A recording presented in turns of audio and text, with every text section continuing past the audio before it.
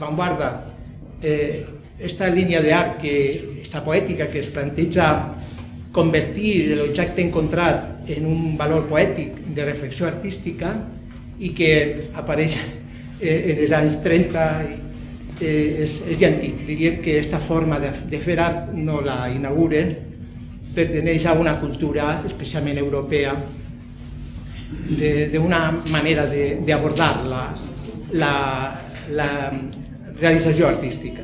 Aquesta obra el que pretén, seguint tot aquest discurs, és generar una sèrie d'experiències, vivències, evocacions, relacions poètiques que puguen, com dia, fer-nos viure moments actuals i moments futurs de la nostra existència, ampliant la nostra perspectiva i sent especialment sensibles en facetes de la realitat que estan ahí, que ens poden passar desapercebudes.